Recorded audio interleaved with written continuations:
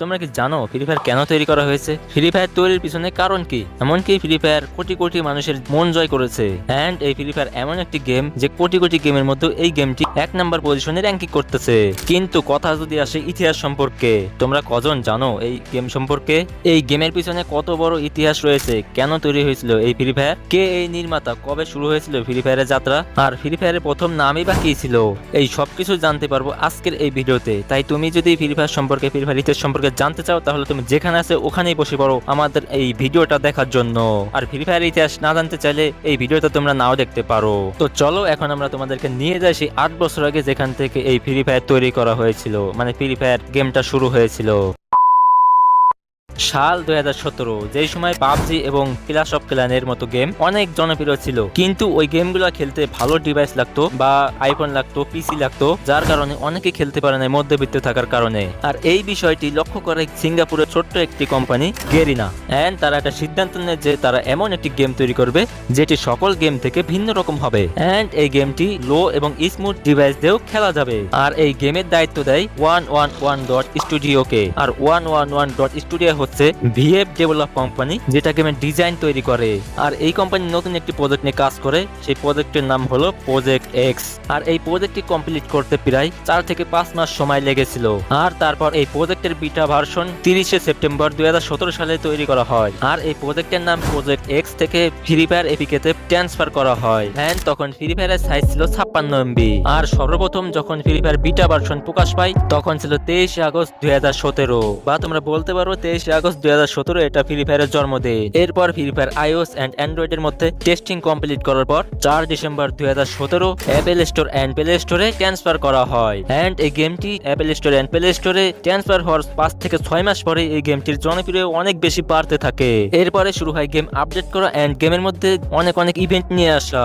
And এইটা হচ্ছে free ফায়ারের সর্বপ্রথম ডিসপ্লে লবি। হ্যাঁ, এরকম একটা সিম্পল ডিসপ্লে লবি। আর এইটা হচ্ছে ওয়েটিং লবি। এন্ড ম্যাচের মধ্যে এই ধরনের গ্রাফিক্স ছিল। তখনকার সময় শুধু একটাই মোড ছিল, ব্যাটেল রয়্যাল। আর 2017 সালের ম্যাপ ছিল এইটা। ম্যাপ বলতে এইটুকুই ছিল। আর এইটা ঘটে তোমরা তো বুঝতেই পারছো। আর এইটা হলো ফ্রি ফায়ার 2017 সালের ল্যান্ডিং স্টাইল। এইটা ছিল 2017 সালের কথা। এখন যদি আমরা বলি 2018 সালের কথা, 18 সালে কিন্তু গেমটার জনপ্রিয়তা আরো বেশি বাড়তে থাকে। এন্ড সবাই সবার মোবাইলে, পিসিতে ডাউনলোড করতে থাকে। আর ফ্রি ফায়ারের মধ্যে নতুন নতুন প্লেয়ার আসতে থাকে। এন্ড ফ্রি ফায়ারের মধ্যে সর্বপ্রথম একটা আপডেট আসে। আপডেটের পর ওয়েটিং লবিটা একদমই চেঞ্জ করে দেওয়া হয়। আর প্লেনের মধ্যেও কিছুটা চেঞ্জ নিয়ে আসা হয়। এন্ড ম্যাপও কিন্তু অনেক বড় করা হয়। এটা হচ্ছে ফ্রি ফায়ারের ল্যান্ডিং স্টাইল। মানে প্রথমবার যখন আপডেট আসে তখনকার পরে এইটা হলো ফ্রি ফায়ারের ল্যান্ডিং স্টাইল। তারপর গ্রাফিক্সের মধ্যেও ইমপ্রুভ নিয়ে আসা হয়। এন্ড কারও চেঞ্জ করা হয়, কার অ্যাড করা হয়। আস্তে আস্তে গেমটা একবারে চেঞ্জ হতে থাকে। এইটা হচ্ছে 18 সালের ম্যাপ, যেটা অনেকটাই বড় হয়েছিল। এন্ড তারপরে আসে মার্চ 2018। মার্চ 2018 এর মধ্যে ফ্রি ফায়ার প্লেয়াররা অনেক বেশি বাড়তে থাকে।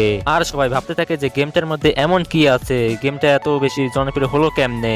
ওই সময় ফ্রি ফায়ারের পপুলারিটি শুরু হয়। তারপর ফ্রি ফায়ারের ম্যাপের মধ্যে নতুন একটি প্লেস অ্যাড করা হয়, যার নাম হচ্ছে সেন্টোসা। সেন্টোসা প্লেসটা অ্যাড করার পরে ফ্রি ফায়ারের প্রত্যেকটা প্লেয়ার, মানে ম্যাক্সিমাম প্লেয়ারই এইখানে ল্যান্ডিং করে, কারণ এইখানে অনেক বেশি লুট পাওয়া যেত, অনেক ভালো কিছু পাওয়া যাইতো। তারপর 21 মার্চ আমাদের গেমের মধ্যে নতুন একটি ক্যারেক্টার নিয়ে আসা হয়, যার নাম নিকিতা। এরপর এই ক্যারেক্টার আসার পর কেলি, অলিভিয়া, কিলা, আরো অনেক রকম ক্যারেক্টার গেমের মধ্যে অ্যাড করা হয়। এরপরে আসে 25 মার্চ 2018। তখন ফ্রি ফায়ার প্রথম ইমোট অ্যাড করা হয়, সেটা হচ্ছে ক্যারেক্টার ইমোট, মানে ক্যারেক্টার অ্যানিমেশন। এরপর 25 মার্চ প্রথমবারের মতো র্যাঙ্ক সিজন অ্যাড করা হয়। এরপর এই র্যাঙ্ক সিজনটা আসার পর সবার সাথে হাড্ডাহাড্ডি লাগতে থাকে যে কে কার উপরে সবার আগে উঠতে পারবে। এরপরে আসে 18 সালের এপ্রিল মাস। এপ্রিল মাসের 3 তারিখে ড্রোন অ্যাড করা হয়। এরপর 21 এপ্রিল 2018 প্রথমবারের মতো লঞ্চার অ্যাড করা হয়। এইভাবে আরো পরিবর্তন আসতে থাকে। এরপর আসে 29 এপ্রিল 2018। তখনকার সময় ল্যান্ডিং স্টাইল কিছুটা চেঞ্জ করে দেয়। এরপর আসে 30 এপ্রিল 2018। তখন কিন্তু আমাদের গেমের মধ্যে প্রথমবারের মতো মাশরুম অ্যাড করা হয়। এই মাশরুম গুলো যেখানে সেখানে পাওয়া যেত ম্যাপের মধ্যে। এরপর 2 মে 2018 সালে প্রথমবারের মতো MP40 লঞ্চ করা হয়। এরপরে সেই দিনে, সেই মাসের মধ্যে যে আপডেটটা আসছিল সেটা হলো এই আমাদের এই পিসকি অটোটা অ্যাড করা হয়, মানে অটোর সাথে পরিচয় করিয়ে দেওয়া হয়। এন্ড নতুন ম্যাপও অ্যাড করে দেওয়া হয়, যার নাম হচ্ছে পগ্রোটারি। এই ম্যাপটা অনেকের কাছে জনপ্রিয় হয়ে উঠেছিল, কারণ এই ম্যাপের মধ্যে ছিল অনেক কিছু, অনেক বড় জায়গা ছিল।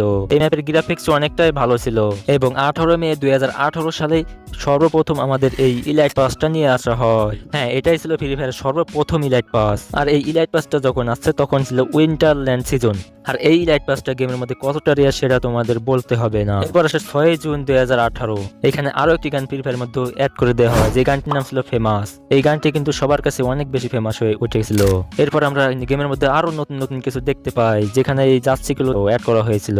আর ফ্রি ফায়ারের প্রথম ইভেন্ট শুরু হয় 15 জুন 2018 সালে। আর এই জার্সিগুলো ফ্রি ফায়ার প্লেয়ারদের কাছে অনেক বেশি পছন্দ হয়ে উঠেছিল এবং বর্তমান সময়ে কিন্তু এই জার্সিগুলো আসতে এসে মানে ইভেন্টের মাধ্যমে খালি দিচ্ছে।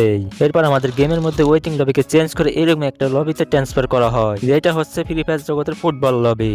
যখন জার্সি ইভেন্ট আসছিল তখন এই লবিটা অ্যাড করা হয়। এরপর আসে 19 জুন 2018। তখন গেমের মধ্যে নতুন একটা ক্যারেক্টার অ্যাড করা হয়, যার নাম হলো কিলা।